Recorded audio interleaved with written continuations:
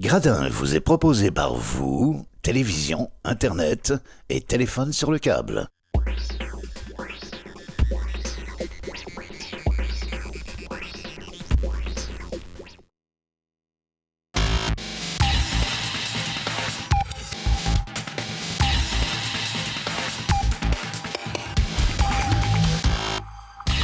Bienvenue dans Gradin, voici les titres. En athlétisme, c'était la reprise du challenge du Brabant Wallon ce week-end. Première étape à Nivelles avec le 20e jogging Sainte-Gertrude.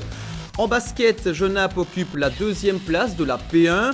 L'équipe vise le dernier carré cette saison. Ce vendredi, le BC recevait un autre candidat au play-off, l'Athletic Molenbeek.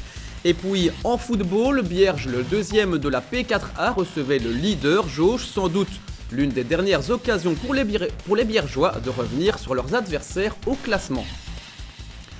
Madame, monsieur, bonsoir. C'est une habitude. Nivelles accueillait la reprise du challenge du Brabant Wallon ce samedi. Plus de 800 participants pour cette première épreuve de la saison. Et c'est le NAC, le club local, qui était le mieux représenté.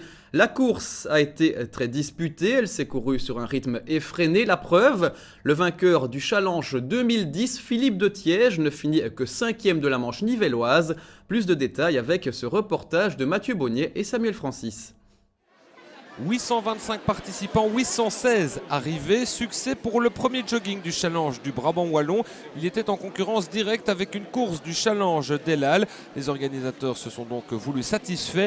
Le NAC, le club nivellois, était en tout cas fort représenté. Oui, c'est vraiment notre épreuve préférée, donc on s'entraîne souvent déjà sur le parcours. Et puis comme la plupart des gens habitent Nivelles, on est toujours, je crois qu'on est 100 dans le club, même 120.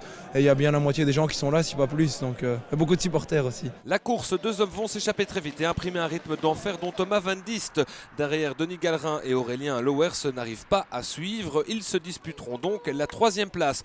Pour la première, c'est Thomas Van Dist qui s'impose de justesse. Ça s'est joué dans le dernier kilomètre. Sur les 500 derniers mètres, la différence est faite dans la côte, tout simplement. J'ai essayé d'un peu allonger et j'ai cru que j'arriverais pas au-dessus, mais non, ça a payé, mais vraiment de peu. Je pense que Joachim a autant de mérite que moi.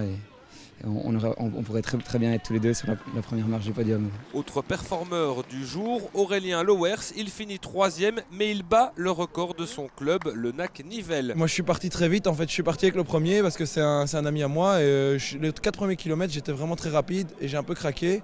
Donc j'ai préféré les laisser partir, mais c'était vraiment un rythme très élevé. Ouais. Rythme très élevé pour les premiers chez les hommes.